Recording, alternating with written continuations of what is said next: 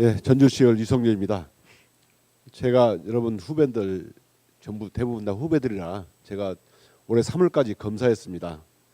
제가 밖에 나와서 검찰을 바라봤을 때 정말 안타깝기도 하고 안쓰럽기도 하고 이래서는 안 된다는 생각이 듭니다. 저는 윤석열 전 총장과 동기입니다. 30년간 봐왔어요. 윤석열 총장은 과거에 공정과 상식 그리고 살건수 그리고 인사권자를 기만해서 정권을 잡았습니다. 과거 군사정권 때 탱크와 총칼로 정권을 잡았다면 저는 지금 국민을 속이고 인사권자를 속여서 정권을 잡은 연성 쿠데타라고 생각합니다. 그 사건의 첫 번째가 이 월성 원전 사건입니다. 저는 옆에서 똑똑히 지켜봤습니다. 여러분, 검찰을 정치적 재물로 삼았습니다. 윤석열 전 총장은 후배들에게 사과를 해야 한다고 생각해요. 왜냐? 검찰 조직을 자기의 정치적 야욕을 위해서 팔아먹었습니다. 재물로 팔아먹었어요. 여러분들 당당하게 그리고 항의하십시오. 검찰을 이렇게 취급하지 말아달라고. 지금 가지고 있는 자존심 거기다가 강력하게 항의하고 후배들을 이용했으면 사과하라고 요구하십시오. 자, 대전지검장님. 월성 원전 사건 기소했죠. 그렇습니다. 그 무죄 났죠. 현재 월성 원전의 주요 원전 부분은 감사원법 위반 무죄 났지 않습니까? 감사 방해 부분은 무죄. 그 기소한 사람이 누구입니까? 몰라요? 예, 기소 검사는 확인해서 말씀드리도록 하겠습니다. 아니, 기소한 사람들 감사 준비 안 했습니까? 그 기소한 사람들이 양재천 국장, 주근래 과장, 신내림 서기관입니까? 맞아요? 아, 피고인 말씀하시는 예. 겁니까? 아닙니다. 문신. 자, 그러면 언론에는 말이죠. 보세요. 네. 예? 양재천 과장, 주근래 과장, 신내림 서기관 기소 나와 있습니다. 이게 검찰에 따르면 이렇게 했다는 거예요. 그 전에 기소를 보겠습니다. 정말 황당한 일이 벌어졌어요. 이게 박용구가 산업부 직원 공무원 3명을 수사했는데 양재천 국장은 박용구와 함께 양재천을 산책했다 해서 양재천 국장, 신내림 과장은 일선을 물어보자 모른다고 해서 신내를 받았다고 해서 신내림 과장, 그리고 주근래 과장은 보고서를 쓰지 않는다 하니까 너 주근래 했다고 해서 과장입니다. 이런 별명이 언론에 보도가 됐어요. 이건 검찰 조사나 감사원 조사 외에는 알 수가 없는 겁니다. 이걸 검찰에 흘린 거예요. 이렇게 검찰에 수사가 되고 망신되고 망신 주고 이분들은 지금 무죄 받아서 고통받고 있습니다. 피의사실 흘리기로 이런 별명이 붙었어요. 반드시 피의사실 흘리기 조사해가지고 처벌해 주십시오. 예, 위원님, 저희 수사팀에서 피의 사실을 흘렸다고 생각하지는 않습니다. 검찰만이 알 수 있는 겁니다. 이거는 본인들은 흘리지 않았다고 하지만 어디에서 흘렸는지 검찰에 흘러나온 거예요. 이거 누가 알겠어요? 또 언론도 검찰에 따르면 이렇게 합니다. 아니 무슨 피의자 이름을 못 모르고 양재천 국장, 주근래 과장, 신내림 서기관 기소했다고요? 네, 위원님 정리해 주시죠. 수고하셨습니다. 다음은 송석준 위원님 질의해 주시기 바랍니다. 예, 대전 고검장님. 예, 헌법재판소에서는 이렇게 얘기하고 있죠. 인권 침해 소지가 가장 많은 수사 분야에 있어 국민의 인권과 자유를 보호하기 위하여 우리 헌법과 법률은 검사 제도를 두어 검사에게 준사법기관으로서의 지위를 부여하고 철저한 신분 보장과 공익의 대변자로서 백관의 임무를 주어 사법경찰의 수사의 지휘와 감독을 일임하고 있다. 이런 판결에 대해서 공감하고 계시죠? 예, 그렇습니다. 이 엄중한 시기에 대한민국의 헌법 질서가 정말 무너져가는 소리가 막 들립니다. 오늘 검찰의 엄정한 이런 판단이 있음에도 불구하고 이것을 마치 대통령의 지시에 의한 거다. 어떤 검찰이 곧 이제 해체를 촉매 역할을 하게 될 거다. 막 이러면서 검찰의 이런 정말 직무에 충실한 이런 행위를 마치 어거지 수사로 몰아붙이는 이러한 정치적인 외압, 심지어 나아가서는 당 대표에 대한 수사를 하는 검사를 탄핵까지 몰아가는 이러한 정치권의 과잉 개입, 이거는 저 수사 방해를 넘어서 그야말로 대한민국의 헌법 질서를 훼손하고 심각한 그야말로 정치권의 외압으로 작용하고 있습니다. 이 부분에 대해서 우리 검찰 여러분들은 정말 한치의 흔들림도 없이 엄정하고 공정한 수사로 우리 헌법 질서, 우리 공정한 사법 정의를 지켜주시기를 바랍니다. 그렇게 해주시겠죠? 예, 저희 법과 원칙에 따라서 최선을 다해서 업무에 임하도록 하겠습니다. 예, 특히 우리 오늘 전주지검장님 많은 네. 질의를 받고 있는데 문 전 대통령 일가에 대한 수사를 하고 계시죠? 그렇습니다. 예, 최근에 문다혜 그 대통령님의 딸 그 음주운전 적발됐어요. 예, 이 부분에 대해서도 이런 정말 엄정한 수사로 제발 이러한 것이 어떤 예외 없이 이런 봐주기 수사가 안 되도록 좀 처리해 주시기 바랍니다. 예, 그 사건은 저희 관할은 아닌데 관할청에서 또 철저히 관련 수사할 사건을 것으로 또 다루고 생각합니다. 계시죠? 네네. 예. 자, 그리고 그동안 수사하시면서 이상직 전 의원의 그런 관련된 사건 수사 과정에서 김정숙 여사가 뭉칫돈 현금을 차명으로 전달했다. 문재인 전 대통령 자서전 출판사 2억 5천만 원을 다혜 씨에게 지급한 내역이 있다. 이런 내용들이 확인됐죠. 이런 거에 대해서 엄정한 수사를 통해서 예외 없이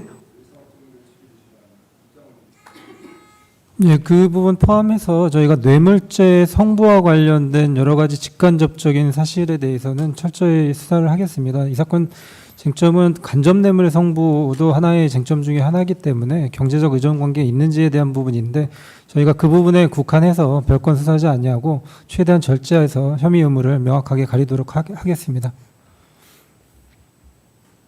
네, 전현희 위원님 질의해 주시기 바랍니다.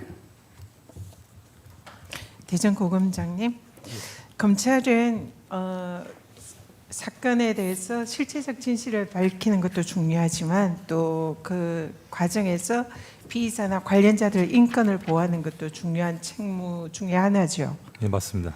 네, 지금 근데 검찰이 이 디지털 관련된 증거를 수집할 때는 엄격하게 법원의 영장에 의해서 수집을 하도록 되어 있지 않습니까? 그래서 형사소송법에 보면 이런 검찰의 압수수색 범위는 범위를 정해서 제출을 받아야 된다라고 이렇게 되어 있고 또 대법원 판결에 따르면 최소한의 전자정보를 압수해야 된다. 그리고 또 이런 정보를 압수할 때는 영장에 의해서 해야 되는 건 두말할 나위도 없고요. 그리고 대법원 판결에 의하면은 또 굉장히 필요 최소한 해야 된다. 그리고 특히 휴대전화의 경우에는 사생활의 범위가 광범위하게 있기 때문에 거기에 대해서는 기본권 침해의 정도가 커서 특히 아주 최소한 절제해서 할 필요가 있다. 이렇게 판시를 하고 있습니다. 네, 제가 무슨 말씀을 드리려면 검찰이 이렇게 디지털 정보를 증거로서 확보하는 데는 그만큼 엄격한 기준에 따라서 해야 된다는 겁니다. 그런데 이제 이 어려움을 타개하고자 검찰이 최근에 들어서 우회적으로 이런 디지털 정보를 확보를 해요. 그게 바로 감사원입니다. 감사원의 경우에는 지금 현재 영장주의의 사실상 사각지대입니다. 그리고 감사원에서는 이 디지털 정보에 대해서 특히 이 컴퓨터 포렌식을 무분별하게 하고 있습니다. 그것도 범위를 정해서 최소한도로 하는 게 아니라 심지어는 그 해당 직원의 컴퓨터를 통째로 받아서 디지털 정보를 다 확보를 하고 심지어는 휴대폰조차 영장도 없이 관련 법령의 근거도 없이 그거를 확보를 합니다.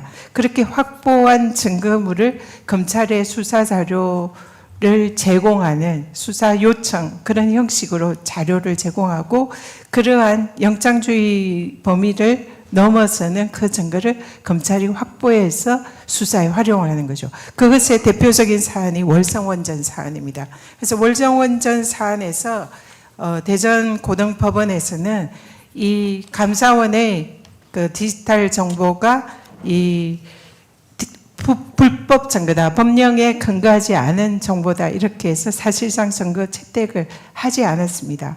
그래서 지금 검찰에 감사원을 통한 이런 영장주의를 회피한 디지털 정보를 증거로 사용하는, 수사에 사용하는 이 관련 반드시 개선이 필요하고 법원에서도 지금 인정하지 않고 있다.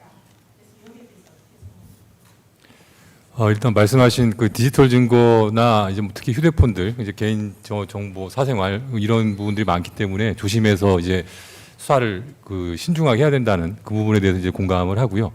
근데 이제 위원님께서 말씀하신 사안이 아마 대전 고법 사안이라 저한테 질문하신 것 같은데 저기 아마 약간 직관을 해서 대전지검에서 처리를 했던 것 같아가지고 그 구체적인 내용을 말씀을 하시면 예예예. 앞으로 이런 감사원의 예. 디지털 정보를 수사에 활용하는 것을 자제할 필요가 있다. 이 지점에 대해서 근데 이제 그 부분에 대해서 말씀을 드리려면 제가 이제 전제되는 사실관계에 대한 이해가 돼 있고 이제 그게 파악이 돼야 되는데 감사원 네. 업무에 대해서 제가 정리해 주시기 바랍니다. 했다고 얘기하는 게 조금 곤란해가지고 그 부분 좀 말씀드리기 어렵다는 말씀 좀 드립니다. 네. 네, 위원장님, 그럼 알겠습니다. 제가 조금 설명드려도 되겠습니까, 위원님? 그만하시죠. 네. 예. 그 다음은 조배수 의원님 질의해 주시기 바랍니다. 네, 국민의힘 조배수 의원입니다. 저 제주지검장님, 제구검사장님, 예, 장동철 검사장님이시네요. 최근에 제주에 중국인 그 사건이 많죠. 네, 많이 지금 있습니다. 관광객을 포함해서 지금 중국인들이 대거 입국해 있고, 네. 예, 그런데 이제 중국인들이 공항 탑승구에서 전자담배 피기도 하고, 또 편의점에 쓰레기 폭탄 남기기도 하고, 또 도심 거리에서 대변도 보고, 뭐 우통 벗고 다니고, 뭐 아무튼 굉장히 뭐 제주도에 사시는 분 말씀을 들어보니까 여러 가지 그 불편하고 뭐 그런 상황을 호소를 하더라고요. 예. 그래서 지금 제주지검에서 사건이 많죠. 중국인에 대한. 네, 여러 사건이 있습니다. 예. 또 불법 체류 관련된 사건들도 많네요. 자, 그다음에 사건 이 통계 좀 한번 보여주세요. 이제 최근 5년간 전국에서 발생한 그 외국인 범죄를 보니까 이제 중국인이 보통 전국적으로 한 45%인데 그 범죄가 제주도에서는 중국인 그 범죄가 65%예요. 20%가량 높습니다. 예. 근데 저는 그 원인이 제주도가 투자하고 관광객 유치를 위해 가지고 너무 많은 규제를 완화했기 때문이다. 그래서 이제 무비자 여행 허용했고요. 또 투자 이민 제도로 많은 중국인이 이제 제주도에서 영주 비자도 발급받고 그랬죠. 예. 근데 과연 이런 정책이 제주도 도민을 위해서 과연 득이 되었는지 이거는 약간은 좀 다른 각도지만은 오히려 중국인들이 여행 관련 숙박업소나 식당 이런 것을 중국 여행객들을 한국 식당이나 이런 데 가는 게 아니라 중국 업소들을 가니까 오히려 중국인들이 싹쓸이하고 중국인들 배만 불린 그런 결과가 됐다. 근데 저는 이 문제를 보니까 지금 뭐 경찰이나 검찰이나 이 범죄가 이렇게 늘어나는 데 대해서 좀 인력이나 뭐 이런 걸 좀 보충해야 된다고 생각하지 않으세요? 저희가 이제 제주도에 무사증 제도라고 있습니다. 그래서 네. 무사증 제도 때문에 아무래도 중국인을 포함한 외국인들이 많이 들어오고 있습니다. 아니, 그건 알고 있는 예. 얘기고요. 제 그래서 얘기는 저희도 그러니까 지금 예. 제주 자치경찰단이 있고요. 그래서 저희도 열심히 단속을 해서 그런 불법이 없게 하려고 하는데 좀 의원님 아무래도 말씀대로 아무래도 인력이 좀 인력이 좀 부족하다는 부족한 건 생각이 들죠. 사실입니다. 네, 알겠습니다. 그리고 우리 대전 고검장님, 예, 이거는 이제 전반적인 문제인데요. 검경 수사권 조정이 있었지 않습니까? 예. 경찰은 그렇게 수사권을 희망을 했어요, 달라고. 근데 막상 지금 수사권을 갖고 보니 제3범죄에 대한 뭐 이런 수사 역량이 부족해요. 예? 그리고 그래서 오히려 경찰 내에서는 예, 수사과를 기피.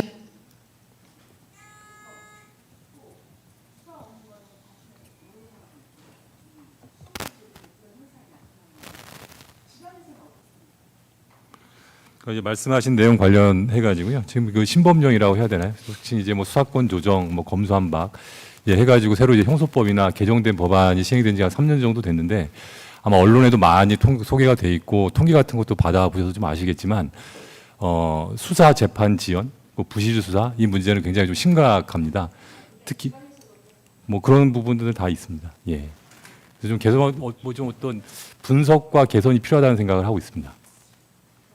네, 수고하셨습니다. 다음은 김용민 의원님 질의해 주세요.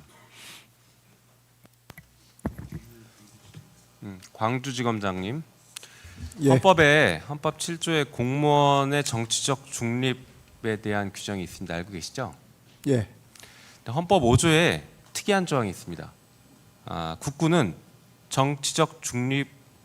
정치적 중립성은 준수된다.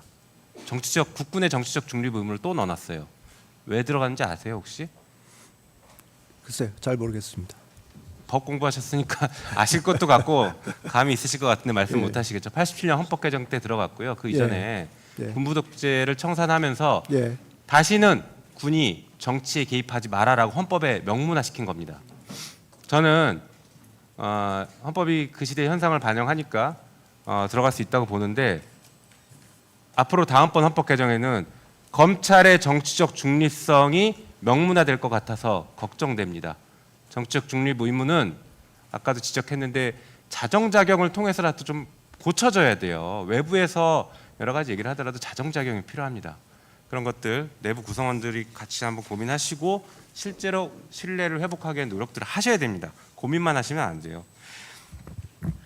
자, 오늘 김건희 여사에 대한 불기소 보면 매우 정치적인 결정입니다. 저는 결과가 정치적이다라고도 평가하지만 시기가 매우 정치적입니다. 보십시오.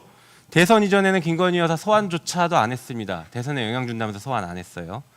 그리고 나서 오늘 불기소 결정했는데 어제가 보궐선거였습니다. 보궐선거에 영향 줄까 봐 그 다음 날 불기소합니다.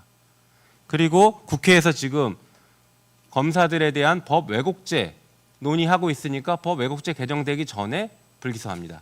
타이밍을 절묘하게 맞췄죠. 이게 그 시기 자체를 정치적인 일정에 따라 맞춰서 하기 때문에 정치적이라고 평가하는 겁니다. 이런 것들은 검찰이 아마 내부적으로 많이 논의하면서 그렇게 정치적으로 판단할 겁니다. 그런 거 하시면 안 돼요. 하지 마십시오. 여기 있는 검사들 전부 다 그런 거 하지 마십시오. 이거는 국민을 대표해서 당부드리는 겁니다. 자, 할 얘기는 많은데 일단 지금 준비한 걸 얘기해 볼게요. 화면 보시죠.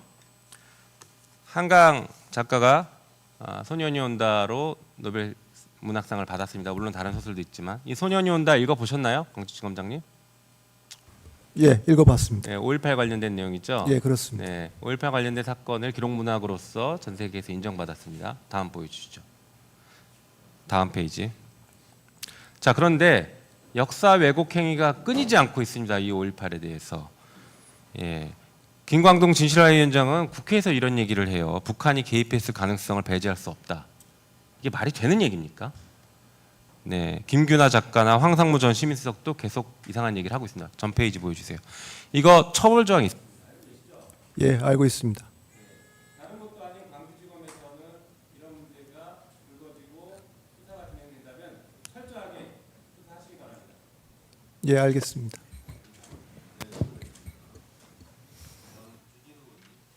주진우 의원님. 네. 검사 탄핵 소추에 대해서 말씀드리겠습니다. 이미 이재명 대표 수사했던 이정석 검사에 대해서 헌법재판소에서 9대0 만장일치로 기각이 됐죠. 근데 아랑곳하지 않고 민주당에서 또 검사 4명 탄핵하겠다고 합니다.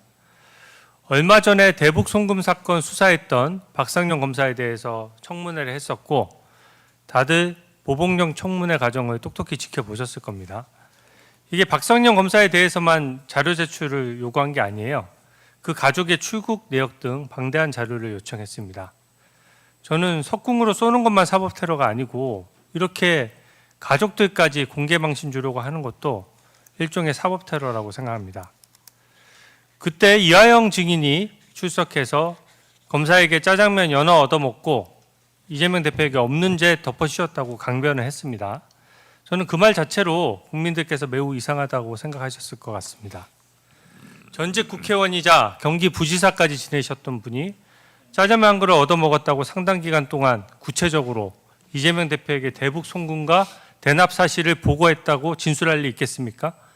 더더군다나 10년 이상 중형이 선고될 범죄인데 이 무고한 것과 이재명 대표를 무고한 것과 짜장면 연어가 대가관계가 맞습니까?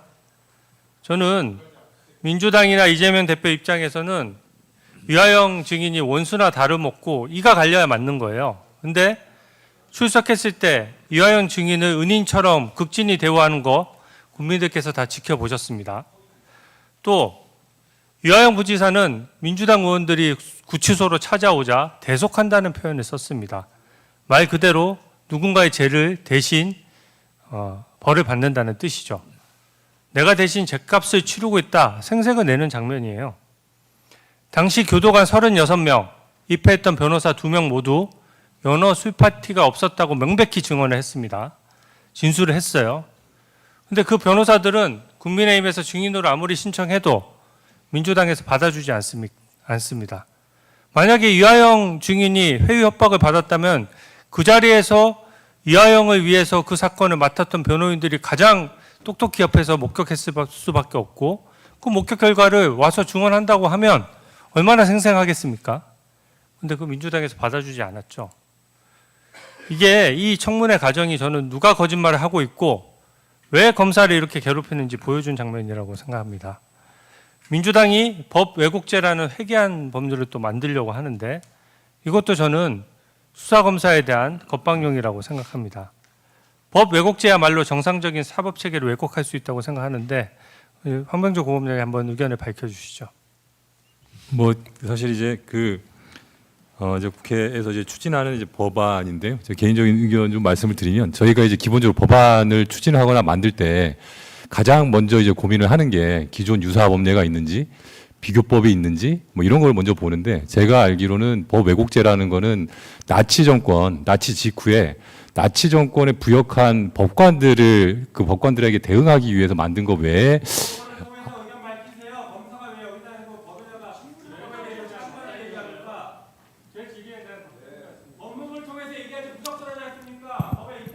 자,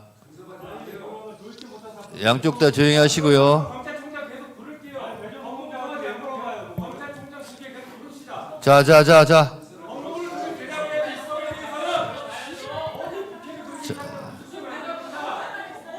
자, 여러분.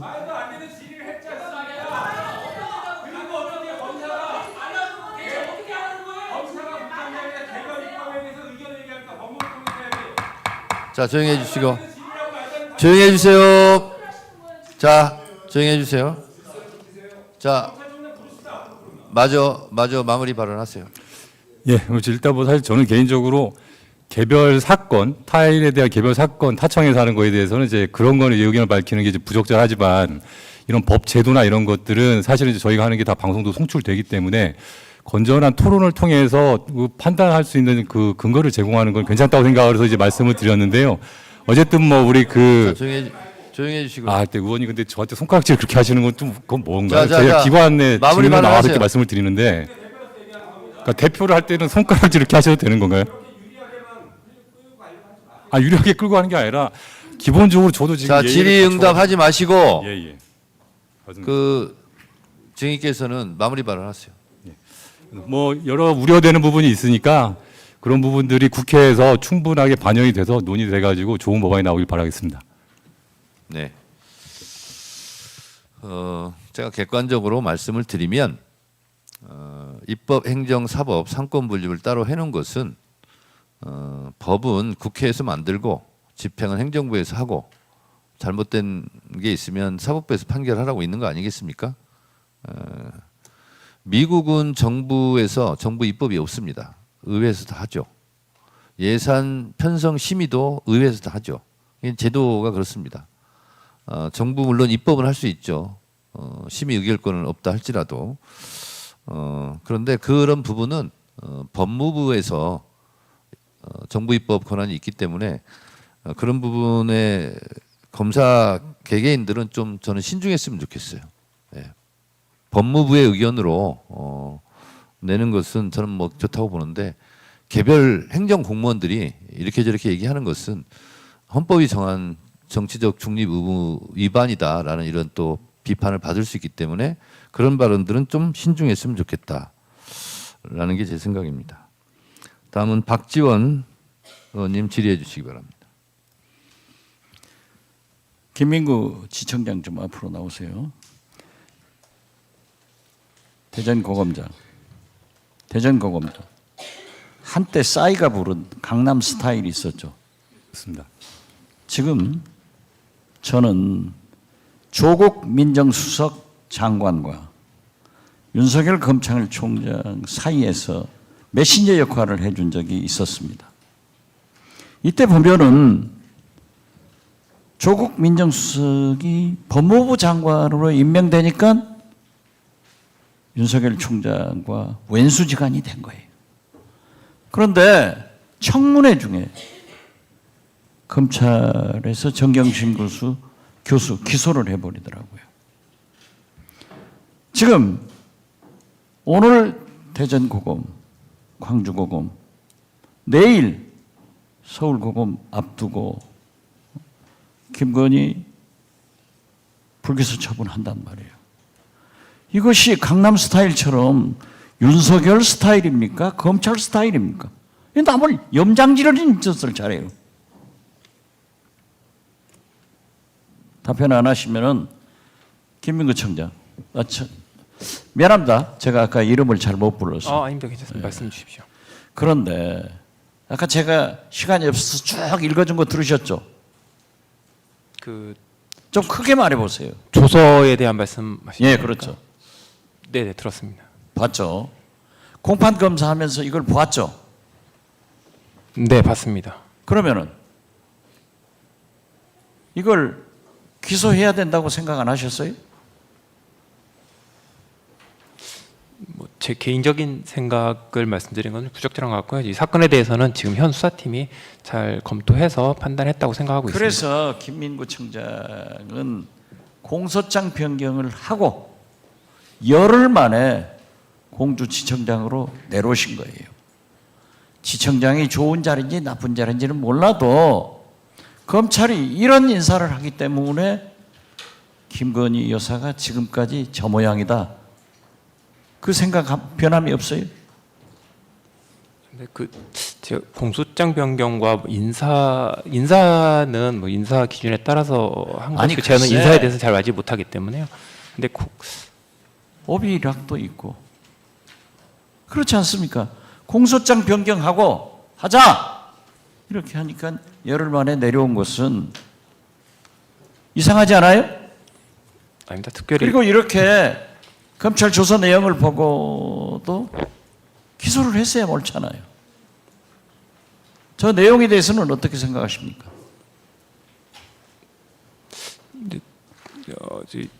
관련자에 대한 조서는 여러 개가 있기 때문에요. 저거 하나만 있는 게 아니어서 여러 가지 좀 살펴봐야 된다고 생각합니다. 오케이, 입장 난처하면 네, 수고하셨습니다. 다음은 김승원 의원님 질문해 주세요.